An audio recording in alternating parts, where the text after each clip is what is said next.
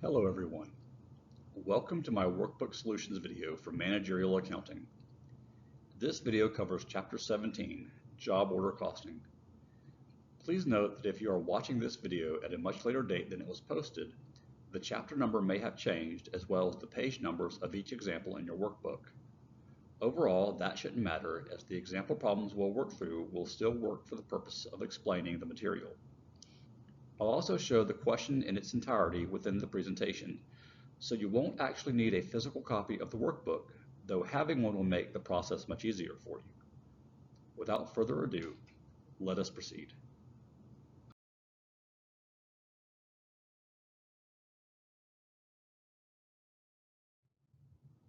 We will start with a very basic example. Turn to page 5 of the Chapter 17 section of your workbook. MTM Manufacturing estimates it will spend $1 million on overhead expenses. MTM is a highly automated manufacturing plant. Therefore, the majority of its overhead expenses relate to machinery, depreciation, repairs and maintenance, electricity, etc. MTM estimates that it will run its machines for 40,000 hours during the year. Calculate MTM's predetermined factory overhead rate. Calculate the overhead that would be applied to a product that used 3.5 hours of machine time. What journal entry would apply that amount to overhead?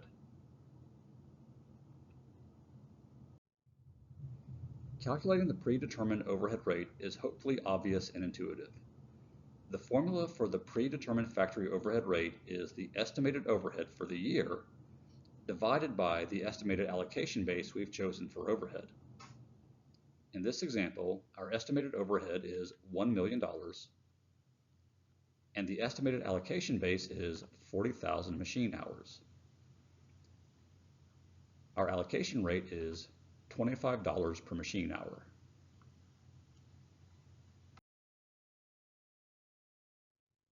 Next, calculate the overhead that would be applied to a product that used 3.5 hours of machine time. Take your overhead rate of $25 per machine hour and multiply it by 3.5 hours. The overhead allocated to this product will be $87.50.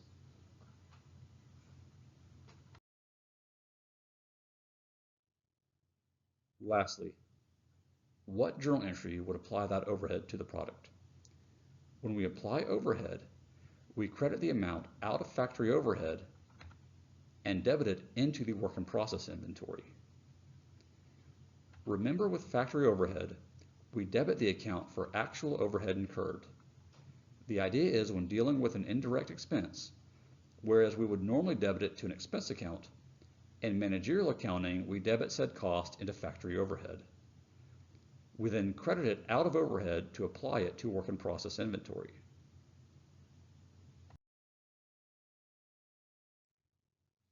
Let's work with some more journal entries. Turn to page 6 in your workbook. You'll see the following transactions regarding Gen Manufacturing. Let's record their entries. Number 1. Gen Manufacturing purchases materials costing $20,000 on account. Debit materials inventory and credit accounts payable for $20,000. Number 2. Materials costing $13,000 were requisitioned in making specific customer jobs. An additional $1,000 in materials was requisitioned for general factory use. Materials used will be credited out of materials inventory.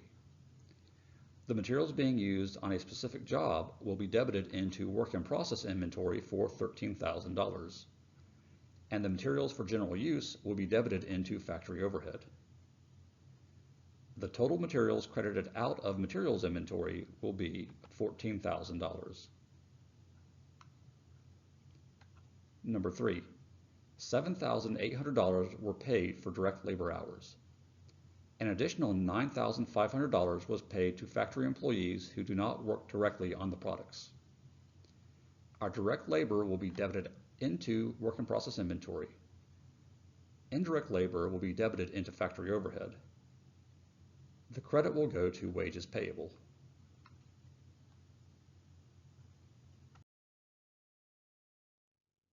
Number 4, factory overhead expenses totaling $5,000 were paid in cash.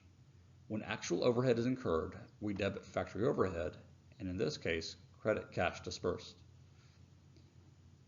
Number 5, $3,700 in depreciation were recorded on factory machines. Normally, we record depreciation with a debit to depreciation expense and a credit to accumulated depreciation. However, since this expense is an indirect production cost, we debit it to factory overhead instead. Number 6, overhead was applied to production using a predetermined rate of $24.50 per direct labor hour. The company used 780 direct labor hours during the period. When we apply overhead, we credit the amount out of factory overhead and into work in process inventory. The amount is the product of that rate and the hours used. Jobs costing $38,000 were completed. Once a job is finished, we credit it out of work in process inventory and debit it into finished goods inventory. Number 8, jobs costing $32,000 were sold to credit customers for $55,000. When a completed job is sold, we credit it out of finished goods and debit it into cost of goods sold. Of course, be sure to recognize the revenue earned from the sale.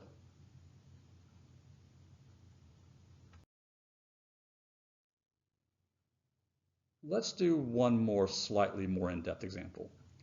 If you turn to page 13 of your workbook, you'll find the following transactions to journalize. For transactions B and E, you'll see the following schedules for materials requisitioned for factory use and machine hours used. Further down the workbook, you'll find the following templates for calculating cost of jobs finished and cost of jobs sold.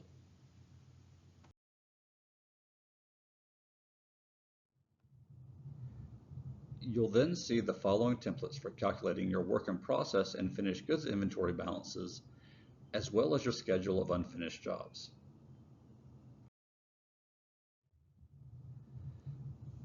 Finally, we have a schedule of completed jobs to fill out. With all that explained, let's start journalizing.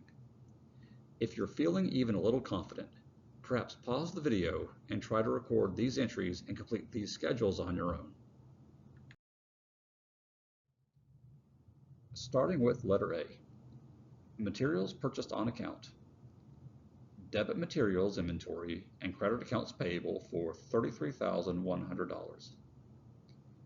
Letter B, materials requisition and factory labor used. This information pertains to direct materials, direct labor, and overhead.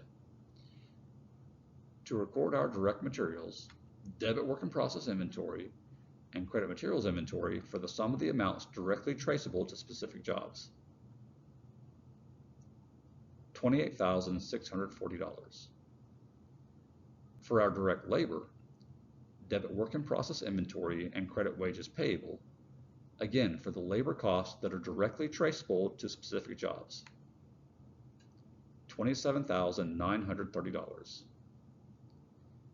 For the materials used and labor incurred for general use, credit those amounts to materials inventory and wages payable, but debit them into factory overhead. Depending on which iteration of the workbook you have, you might only have 4 rows for these entries. You can condense these entries into 4 lines by combining your debits to work in process inventory on one line, doing the same with the credits to materials inventory and wages payable.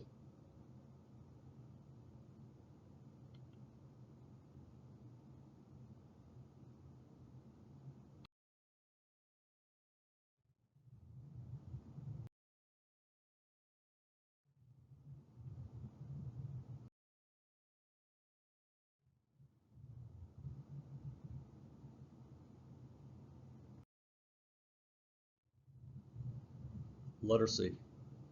Factory overhead costs incurred on account, $6,470. For overhead incurred, we debit overhead. On account indicates we will credit accounts payable both for $6,470.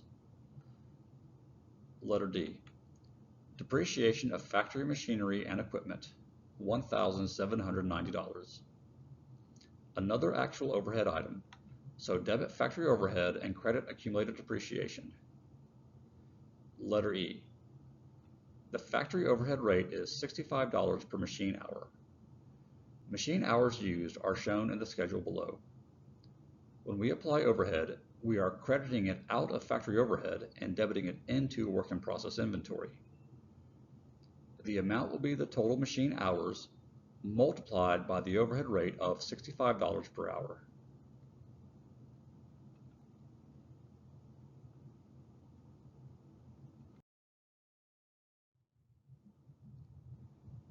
Letter F.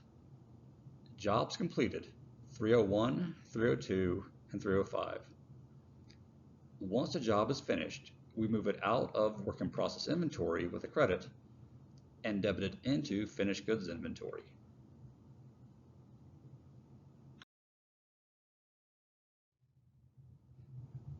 To figure out the amount, we need to complete our cost of jobs finished schedule.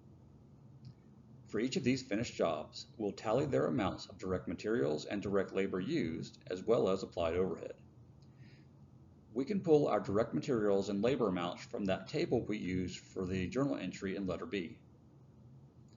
We'll just pull the amounts for the 4 jobs in question.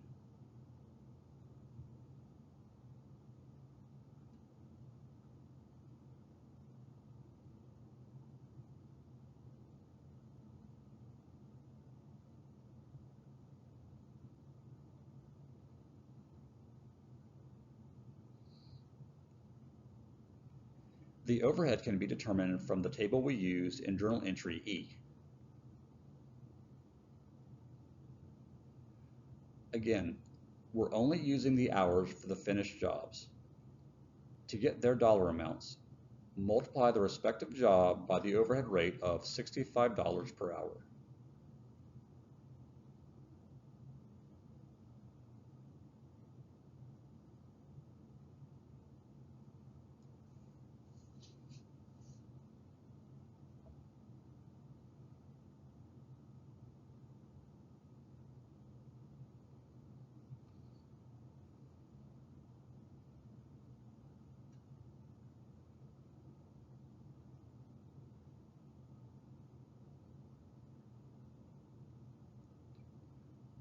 We can then total our costs for each job, then sum the total cost of completed jobs as $39,200. Our amount for journal entry F. Letter G. Jobs were shipped and customers were billed as follows. Job 301, $23,450. Job 302, $19,210. Job 303, $17,360. First, recognize our revenue earned by debiting AR and crediting sales revenue. The 3 amounts given in the text are each job's sales price, so sum those up to get our journal entry amount. Lastly, debit cost of goods sold and credit inventory out of finished goods. For a manufacturer, we used finished goods in place of merchandise inventory because we make the inventory instead of purchasing it from another party. To determine the amount, we'll need to complete the cost of jobs sold schedule.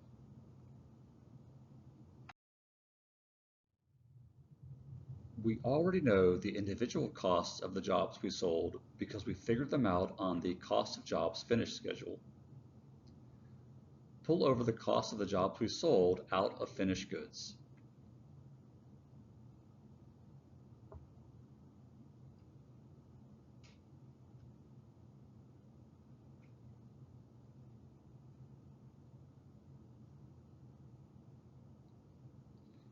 Our total cost of goods sold, $28,810.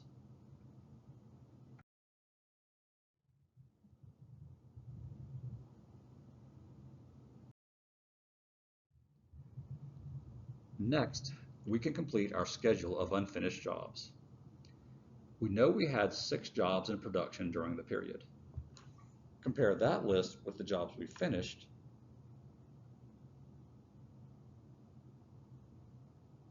and the only jobs still in production are jobs 304 and 306.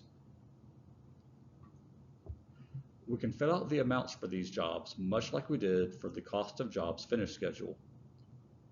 First, we'll pull over the direct materials and direct labor incurred so far on each job.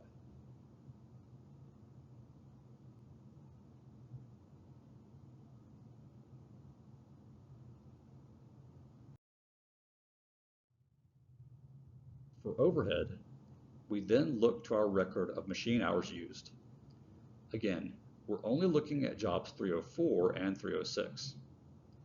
Multiply each job's machine hours by the $65 per hour overhead rate.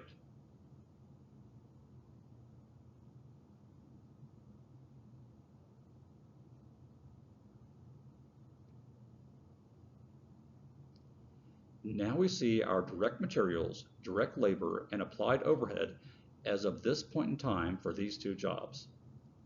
Sum these 3 costs for each job, then sum those totals to get the total cost of unfinished jobs as $37,130.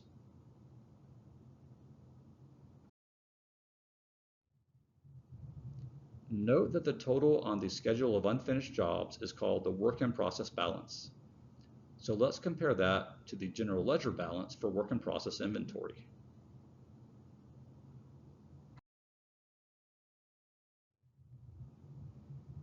Record the respective debits and credits to work in process inventory for letters B, E, and F.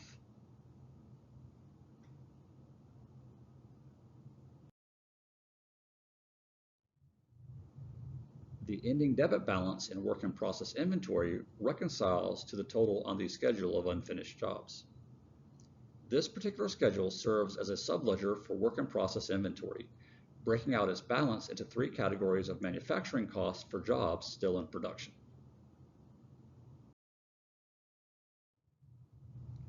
Lastly, we can fill out the schedule of completed jobs. Note that the last line indicates that this schedule calculates the finished goods inventory balance, meaning that this schedule serves as the subledger for finished goods inventory.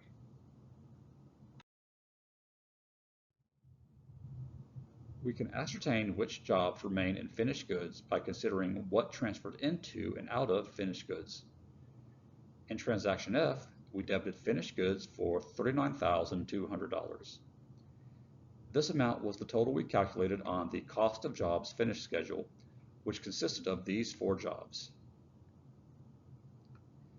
We transferred $28,810 out of finished goods as calculated on the cost of jobs sold schedule, which consisted of jobs 301 through 303.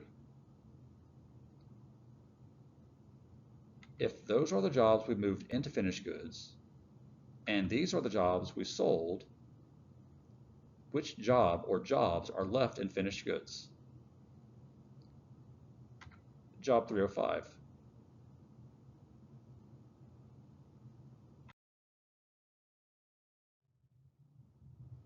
To fill out our schedule for completed jobs, copy the information for job 305. Its total will be the same $10,390 subtotal. We should then be able to reconcile this balance with that of the finished goods ledger. We had 2 entries to finished goods, a debit of $39,200 in letter F, and a credit of $28,180 in letter G, leaving us with a net debit balance of $10,390.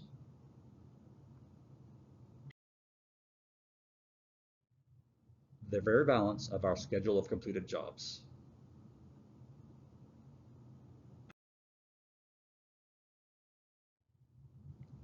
That concludes this video. There may be a few problems in the workbook I didn't cover. If so, you can find their solutions in the course module on Blackboard. Please let me know if you have any questions. Thank you for watching.